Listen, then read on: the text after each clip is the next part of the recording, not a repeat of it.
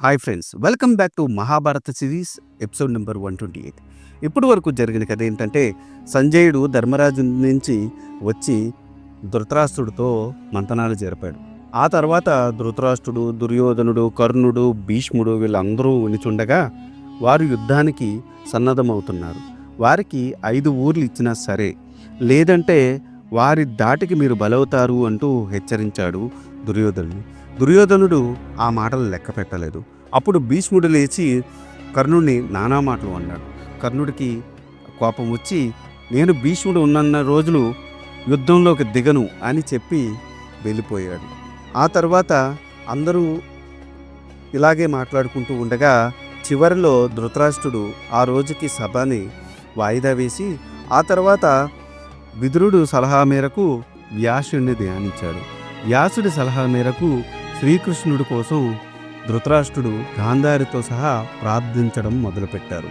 ఆ తర్వాత ఏం జరిగిందో తెలుసుకోవాలనుకుంటే వీడియోని స్కిప్ చేయకుండా లాస్ట్ వరకు చూడండి. మరోపక్క సంజయుడు ధర్మరాజు వద్ద సెలవు తీసుకుని హస్తినాపురానికి వెళ్ళిన తర్వాత ధర్మరాజు మర్నాడు తన తమ్ముళ్లతోనూ సామంతరాజులతోనూ సమావేశమయ్యాడు. మనము అందరం శ్రీకృష్ణుని వద్దకు పోయి ఆయనను హస్తినాపురానికి రాయబారిగా వెళ్లాల్సిందిగా ప్రార్థిస్తాము. దీనివలన యుద్ధం నివారించే అవకాశం ఉంది. యుద్ధంలో ఒకరిని ఒకరు చంపుకొని దురవస్థ తప్పుతుంది అని పలికారు. తర్వాత అందరూ శ్రీకృష్ణుని వద్దకు వెళ్ళారు. శ్రీకృష్ణుని చూసి ధర్మరాజు, దేవా, మా తండ్రి పాండురాజు మాకు నిన్ను పెద్ద దిక్కుగా చూపాడు. నీవు మాకు మిత్రుడవు. ఆ మిత్రుత్వము పురస్కరించుకొని నీవు మా ప్రతినిధిగా హస్తినాపురానికి రాయబారిగా వెళ్ళాలి. నీ మాట సుయోధనుడు వింటాడని మా విశ్వాసము. మాకు రాజ్యప్రాప్తి కలుగుతుంది. నీకు నీ పుత్రులు ప్రద్యుమ్నుడు మొదలగు కుమారులు ఎలాగో మేము అలాగే. మమ్మల్ని దయతో కాపాడు అని అర్థించాడు.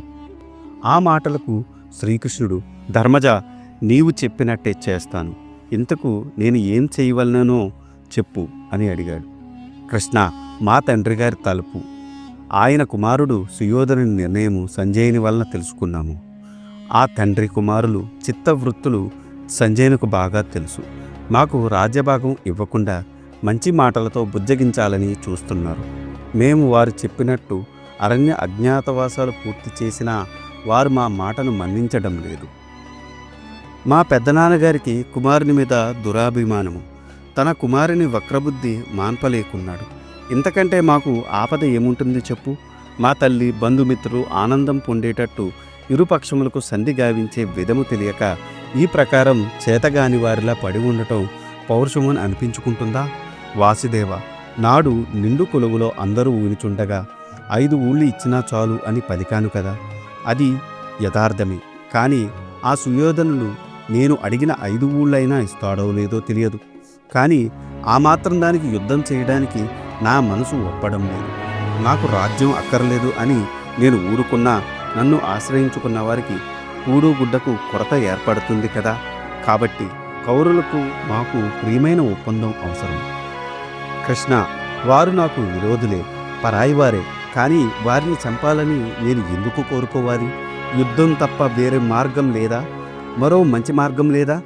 కౌరవుల పక్షంలో మాకు బంధుమిత్రులు ఉన్నారు. నాకు రావాల్సిన రాజ్యం కోసం వారిని చంపడం ధర్మమా, పాపం కదా? ఇంతటి దురావస్థ నేను ఓర్వలేను. కృష్ణ, క్షేత్రధర్మము ఇంతటి కష్టమా? పరధర్మము ఆచరించుట తగదని పెద్దలు చెబుతారు కదా. కాబట్టి యుద్ధం చేసి బతకాల. రాజ్యం కోసం యుద్ధం చేస్తే వంశనాశనం అవుతుంది. అది నా అభిమతము కాదు. యుద్ధం చేస్తే రాజ్యం వస్తుంది, కానీ ప్రాణహాని కూడా కలుగుతుంది. ఇది సత్యము. కృష్ణ, యుద్ధంలో మనం గెలవవచ్చు, ఓడిపోవచ్చు, చెప్పలేం. యుద్ధంలో పరాజయం కలిగితే అది మరణం కన్నా ఎక్కువగా హృదయాన్ని కలిచివేస్తుంది. కాబట్టి యుద్ధం జోలికి పోకుండా ఉపాయంతో కార్యం చక్కపరుచుకునేవాడు సుఖంగా నిద్రపోగలడు. పాము ఉన్న ఇంట్లో కాపురం చేయడం ఎంత కష్టమో, దీర్ఘకాలం పగతో ఉండటం అంత కష్టం. పగను అణిసివేయడం ఎంతో శ్రేయస్కరం. అదు అటలు ఉండని. నేను రాజ్యం కావాలని, కానీ యుద్ధం వద్దని కోరుకుంటున్నాను. ఎందుకంటే యుద్ధం వలన జన నష్టం, ధన నష్టం, వంశనాశనం జరుగుతుంది. కాబట్టి యుద్ధం జోలికి పోకుండా కార్యం చక్కబడే మార్గం మంచిది కదా. కృష్ణ, నీవు మా మీద పక్షపాతం చూపనవసరం లేదు. ఇరుపక్షాలకు ఆమోదయోగ్యమైన అనుకూలమైన మార్గం చూడు. మెత్తని మాటలతో వినకపోతే మందలించైనా కార్యము చక్కపరచుము. మనకు కురువృద్ధులు మాటలు ముఖ్యం. సుయోధనుడు పరుషంగా మాట్లాడినా సహించు. ధృతరాష్ట్రుడు తన కుమారుని పక్షం వహించి నీతి తప్పి ఏ విషయమైనా తేల్చకపోయినా నీవు కోపపడి ఇంకా సంధి పొసగదని తెగదంపులు చేసుకోవద్దు. ఇన్ని సంకటములతో నా మనసు వికలమై ఉన్నది. మమ్మల్ని సక్కమైన మార్గంలో నడిపించు. నీ మాట మాకు శిరోధార్యము. నీవు సుయోధుని వద్దకు పోవడం మంచిది కాదేమో అని కూడా నాకు అనుమానం వస్తున్నది. ఎందుకంటే వారు దుర్మార్గులు, ఎంతకైనా తెగిస్తారు. నీ మాటలు చెవిన పెట్టరు. నీకు ఏమాత్రం కష్టం కలిగినా దానివలన వచ్చే దేవేంద్ర పదవి కూడా నాకు అక్కర్లేదు. కాబట్టి నీవు ఒంటరిగా కురుసభకు వెళ్ళవద్దు అని పలికాడు ధర్మరాజు. ధర్మజ, సుయోధనుడే కాదు, అతని తండ్రి ధృతరాష్ట్రుడు కూడా అలాంటివాడే. నీ మాటలు సత్యములు. నీ తలుపు నేను తెలుసుకున్నాను. నీకు అనుమానం వద్దు. నేనే ఆగ్రహిస్తే అక్కడ నాతో యుద్ధం చేయడానికి ఎవ్వరూ ఉండరు. నన్ను కౌరవ సభకు పంపించు. నేను హస్తినకు వెళ్ళడం ఎందుకైనా మంచిది. మన మనసులో మాట వారికి చెప్పవచ్చు అని అన్నాడు శ్రీకృష్ణుడు. కృష్ణ, కురుసభకు పోవడం మంచిది అని తోస్తే అలాగే వెళ్ళి మాకు వారికి సంధి కుదర్చు. ఎందుకంటే సంధి అన్నది అన్ని విధాలా శ్రేయస్కరం అని నా అభిప్రాయం. మా గురించి నీకు తెలుసు, వారి గురించి మీకు తెలుసు. మైత్రి అంటే ఏమిటో నీకు తెలుసు. ఈ క్లిష్టమైన కార్యమును ఎలా చక్కబెట్టాలో నీకు తెలుసు. నీకు చెప్పదగిన వాడిని కాదు అని అన్నాడు ధర్మరాజు. ధర్మజ, నాడు సంజయుడు చెప్పిన మాటలు, నీవు పలికిన పలుకులు విన్నాను. నీవు ధర్మనిష్ట కలవాడు. వారు విరోధము వదిలిపెట్టరు. భీష్మ ద్రోణులు వారి వైపు ఉన్నారని వారికి గర్వం కాబట్టి క్షత్రియులైన మీరు వారికి అణిగిమణిగి ఉండనవసరం లేదు. అక్రమంగా అర్జించిన రాజ్యమును అనుభవిస్తున్న వారు నీకు అందులో భాగం ఇస్తారా చెప్పు? ధృతరాష్ట్రుని కుమారులు అన్యాయానికి అధర్మానికి జంకరు. కాబట్టి నీవు బాధపడవలదు. యుద్ధం చేయి, శత్రువులను జయించు, రాజ్యం కైవసం చేసుకో, అనుభవించు, కీర్తి గడించు. కౌరవ సభలో భీష్ముడు, ద్రోణుడు మొదలగు పెద్దల సమక్షంలో మీకు అపకారం చేశారు. కానీ వారు ఈనాటికి పశ్చాత్తాపపడలేదు. అట్టి వారిపై మనము జాలి, దయ, కరుణ చూపడం మంచిదా? అలాంటి క్రూరాత్ములు మీద మీద కోపపడవని వారు ఎవరైనా ఉంటారా? కపట జోద కారణంగా మిమ్మల్ని అడవులకు పంపినప్పుడు దుర్యోధనుడు, దుశ్శాసనుడు, శకుని, కర్ణుడు నవ్వుకుంటూ పలికిన పలుకులు ఈ నోటితో నేను పలకలేను. ఆ మాటలు విన్న అందరూ ధృతరాష్ట్రుణ్ణి నిందించారు. మీరు బలవంతులై ఉండి కూడా అనుకున్న మాట ప్రకారం అడవులకు వెళ్ళుచున్న మిమ్మల్ని చూసి ఆశ్చర్యపడని వారు లేరు. పాపాత్ములు దైవము చేతిలో ఎప్పుడో చంపబడి ఉంటారు. కాబట్టి అలాంటి వారిని చంపడం చాలా తేలిక. కాబట్టి క్రూరాత్ములైన కౌరవులు చంపదగ్గవారు. నీకు మాత్రం కౌరవులు చంపకూడని వారు ఎలా అయ్యారు? పాపాత్ములను, ఇతరులను హింసించేవారిని పాములను చంపినట్టు చంపడమే మానవ కర్తవ్యం. దీనికి ఆలోచించాల్సిన అవసరం లేదు. నీవు మాత్రం పెద్ద అయిన భీష్ముడి మీద, ధృతరాష్ట్రుడి మీద భక్తి ప్రవత్తులు చూపుతున్నావు. వారి మీద నీ వినయ విధేయతలను కౌరవ సభలో నేను వారికి తెలియజేస్తాను. నీ సత్ప్రవర్తను, నీ వినయ విధేయతలను, నీ ధర్మనిరతిని కౌరవ సభలో అందరికీ తెలియజేస్తాను. నా మాటలను వినక దుర్యోధనుడు అన్యాయంగా అధర్మంగా మాట్లాడినా, కుమారుని మాటలు విని ధృతరాష్ట్రుడు ఊరుకున్నా సభలోని వారంతా వారి దుష్ప్రవర్తను ఈసడించుకుంటారు. అదే మనకు కావాల్సింది. ధర్మజ, నా శక్తి కొలది సంధి చేయడానికి ప్రయత్నిస్తాను. సంధి కుదిరితే మేలే కదా. ఒక సంధి చెడినా అక్కడి వారు ఏమేమి అనుకుంటారు, ఏమేమి యుద్ధ ప్రయత్నాలు చేస్తున్నారో, వారి బలబలాలు ఏంటో, ఎలా ఉన్నాయో అని చూడవచ్చు కదా. ధర్మజ, సుయోధనుడు తన దేహంలో ప్రాణం ఉన్నంత వరకు నీకు రాజ్యంలోని భాగం ఇవ్వడు. కాబట్టి యుద్ధం తప్పదు. అలాంటి శకునాలే కనిపిస్తున్నాయి. కాబట్టి నీవు కూడా యుద్ధానికి సిద్ధం కాక తప్పదు. కాబట్టి సైన్యం సిద్ధం చేసుకో, సమర సన్నాహాలు గావించు అని అన్నాడు కృష్ణుడు. ఆ మాటలు విన్న భీమసేనుడు ఇలా అన్నాడు. శ్రీకృష్ణ, యుద్ధం యుద్ధం అంటూ మమ్మల్ని భయపెట్టకు. నీవు ముందు హస్తినకు పోయి ఆ కుమతి అయిన సుయోధనుని సౌజన్యములతో ఒప్పించి పని సానుకూలం అయ్యేటట్టు చూడు. సుయోధనుడు మధాంధుడు, నీ మాట వినడు. అతడు మమ్మల్ని కాదు తన వారిని కూడా శోభ పెడుతున్నాడు. అక్కడ అతడి మాటకు ఎదురు లేదు. అతనికి నేనంటూ కూడా లెక్కలేదు. మొట్టమొదటి నుండి నేను ఎక్కడికి పోతే అక్కడికి వస్తూ నాతో తగాదకు దిగుతుంటాడు. కానేం చేస్తాం, మా అన్నయ్య ధర్మరాజుని మాట మేరకు వారితో సంధి తప్పట్లేదు. సుయోధనుడితో సహజీవనం మాకు తప్పేట్లేదు. అసలు మేమంతా కలిసిమెలిసి ఉంటే వాడి దుర్బుద్ధి ఇంత చేశాడు. కురువంశ నాశనానికి కారణమయ్యాడు.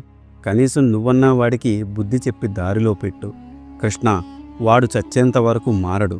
భరతవంశం అపకీర్తి పాలవుతుందనే ఆలోచన కూడా వాడికి లేదు. అందుకే ఎంత హీనతకైనా తలవంచి సంధి చేసుకోవడం ఉత్తమం. కృష్ణ, నిండు సభలో మా తాతగారు, మా గురువులు, పెద్దలు వినుచుండ నా మాటగా సుయోధనుడికి చెప్పు. మనం అన్నదమ్ములు, పరాయి వాళ్ళ మనలను వేరెత్తి చూపేటట్టు మనలో మనం కలహించుకోవడం ఎందుకు? పెద్దల మాట విని రాజ్యాన్ని పంచుకొని అనుభవించడం ఉత్తమం కదా అని. కాబట్టి కృష్ణ, ఎలాగైనా ఈ సంధి జరిగేటట్లు చూడు. అన్నదమ్ములము అందరం కలిసిమెలిసి ఉంటే లోకం అంతా సుఖంగా ఉంటుంది కదా అని అన్నాడు భీముడు. భీముని చూసి కృష్ణుడు నవ్వి, ఏమిటిది భీమసేన? ఈ మాటలు నువ్వేనా అన్నది? నేనేనా విన్నది? అగ్ని చల్లారినట్టు, పర్వతం తేలికైనట్టు నీ నోట సంధి మాటలు వినబడుతున్నాయి. అసలు నీ సంకల్పం ఎట్టిది మర్చిపోయావా? యుద్ధం చేయడం, శత్రువులను గడగడలాడించడం, దుర్యోధనుని గర్వం అనచడం, నీ అన్న ధర్మరాజుకి రాజ్యం కట్టబెట్టడం, ఇవే కదా?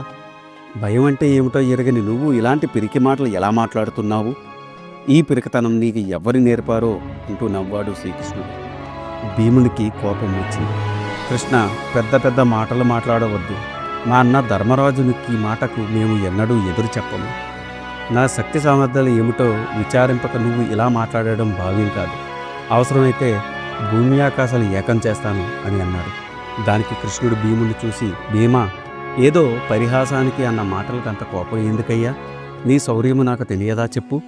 నీకు నీ సహోదరులకు కౌరవులు చేసిన కీడు మరిచి నువ్వు అలా పౌరుషహీనంగా మాట్లాడుతుంటే క్షత్రియులకు అది తగదు అన్నాను. అర్జునుడు నన్ను తన సారథిగా ఉండమన్నాడు. నేను ఒప్పుకున్నాను. మరి నువ్వు పక్కన లేకపోతే మాకు విజయం చేకూరుతుందా చెప్పు అని శ్రీకృష్ణుడితో భీముడు, సరేలేవయ్యా, నీవు అర్జునుడు యుద్ధంలో శత్రువులతో పోరాడుతుంటే నేను చేతులు ముడుచుకొని కూర్చుంటాలే గాని ముందు నువ్వు కురుసభకు పోయి మా అన్న ధర్మజుని మాట ప్రకారం సంధి చెయ్యి. ఇలాంటి మాటలకు ఈ భీముడు కోపించకూడలే. అయినా యుద్ధమే జరిగితే ఈ భీముడు ఏనుగుల కుంభస్థలాలు పగలగొడతాడు, గుర్రముల నేల కూలుస్తాడు. ఏమాత్రం అలసిపోని నన్ను చూసి ఆశ్చర్యపోతావు తెలుసా అని అన్నాడు. భీమా, నీ శక్తి నాకు తెలియదా? నువ్వు అన్నదానికన్నా ఎక్కువే చేస్తావు. నేను కురుసభకు పోయి సంధి ప్రయత్నాలు చేస్తాను. ఒక యుద్ధమే వస్తే మాకంతా నువ్వే దిక్కు అని నవ్వాడు. ఇది ఈనాటి వీడియో. ఆ తర్వాత ఏం జరిగిందో తెలుసుకోవాలనుకుంటే మీరు నా నెక్స్ట్ వీడియో కోసం వెయిట్ చేయాల్సిందే. దానికన్నా ముందు నాదొక చిన్న రిక్వెస్ట్. నేను చేసే ఈ మహాభారత సిరీస్ వ్యాస భారతం నుండి కవిత్రయం అంటే నన్నయ్య గారు, తిక్కన గారు, ఎర్రప్రగడ గారు తెలుగులోకి అనువదించారు. అదే ఈ మహాభారతాన్ని నేను మీకు యథాతథంగా అందించాలనే సదుద్దేశంతో ఈ వీడియోలు చేస్తున్నాను. ఏ జనరేటెడ్ ఇమేజెస్తో వీడియోస్ చేయడం కొంచెం కష్టతరమైన విషయం అయినప్పటికీ మన సనాతన ధర్మంలో ఉన్న మంచిని చెప్పాలనే ఉద్దేశంతో పూర్తి కథని ఈ వీడియోలో రూపంలో అందించడం జరుగుతుంది. అందుకని మీలాంటి వారి సపోర్ట్ నాకు ఎంతో ముఖ్యం.